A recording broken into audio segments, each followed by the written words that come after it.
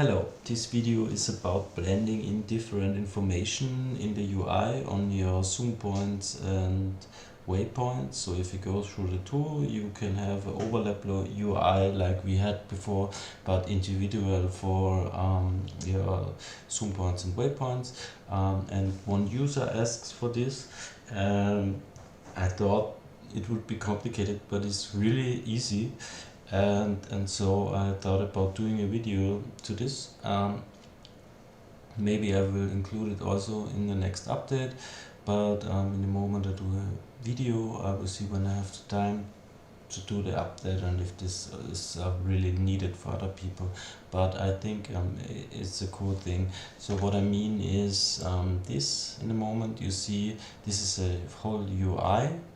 So I created these UIs, and now if you go through the points, you get a different UI, and if you have no, then it is away. So, and this works also here. So I can now also test if I go really through the tool, if it works. Yes, runs really stable. It, yes, looks good. So yes, and how I did this is you create your UIs. You can make a folder for this, like the overlap widget or something, user interface widget, blueprint, and you can do whatever you want to write them. You create your UIs, and what we want to have is on our master pawn a list. And this list has your UIs, and you see your tour.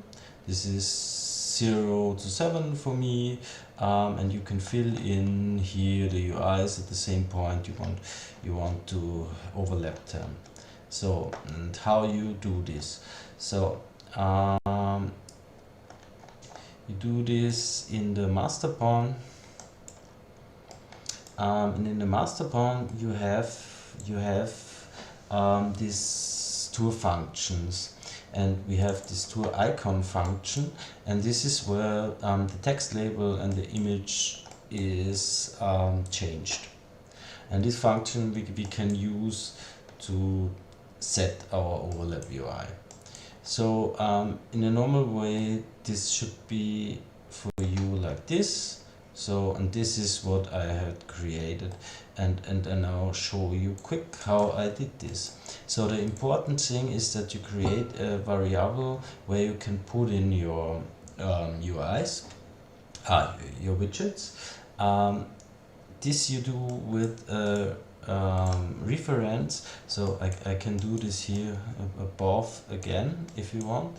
So this is only to check if there is a UI already, then remove it, so that the past UI in the tool, and this is to create this widget and add it to the viewport, and that's really all. Yeah, so it's really not complicated. And to create a variable like this, you create here variable, call it whatever you want. Maybe I call it now to label. What was the so small? For me it was this widget tour add. They have one, so I call this test, and here you just type in widget, and on the user widget, in the widget you go here and class reference, and here you take an array, and if you now click this public, it's available on your master pawn. So, and what we now do is we get this, and this is now what you set up in your master pawn. So what is public? and here we drag out and type in get the copy of this, and we take simply this GI tour button index. So this is the index from 0 to 8 or to 100, whatever you had, and this we drag here in to get this. So this is what this does. And here we drag out create widget to create it.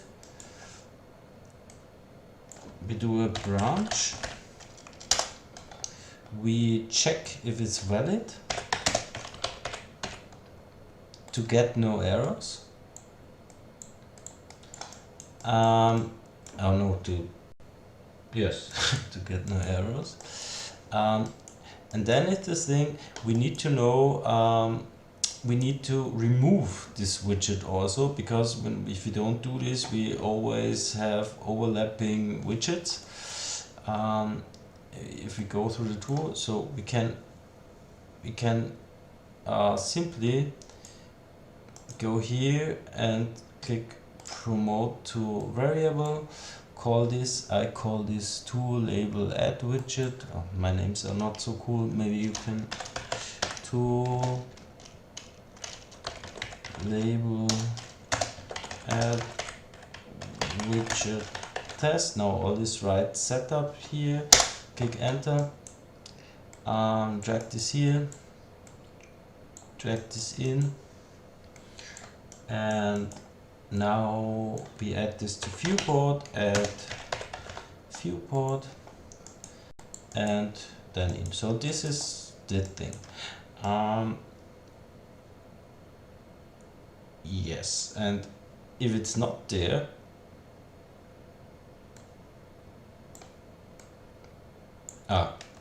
if it's not there, just go the normal way and only set visibility, the label text and the image on from the tool. Yes. So, and the other thing then is to remove the old one. This is this. Therefore, you get your variable you created, this one. This where you saved your thing, and here you say remove from parent. This is this node, and also you check this is valid,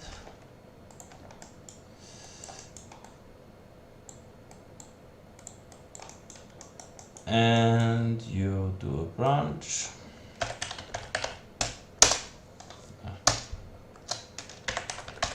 A branch. Leave this away for the moment. So, and check this branch if it's true.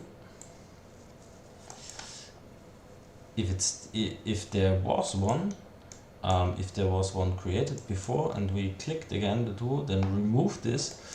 And if not, then create one. So this one, and in the other way, we first remove it and then also create one. So that's all you have to do. And then, so I think I did now explain all, and you should get it. And if we now have another function and just have to copy this in, because there's a base point and the forward button.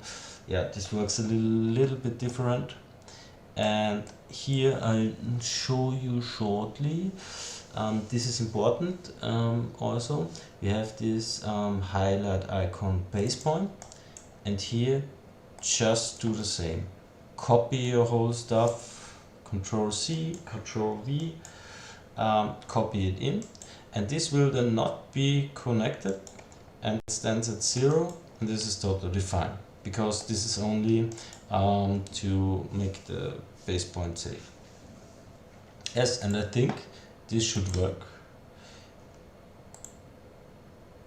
Oh, I think I have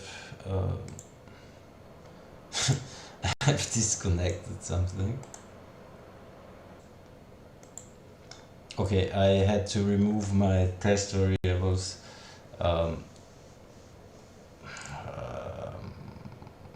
I don't know why in the moment, but it works. Okay, so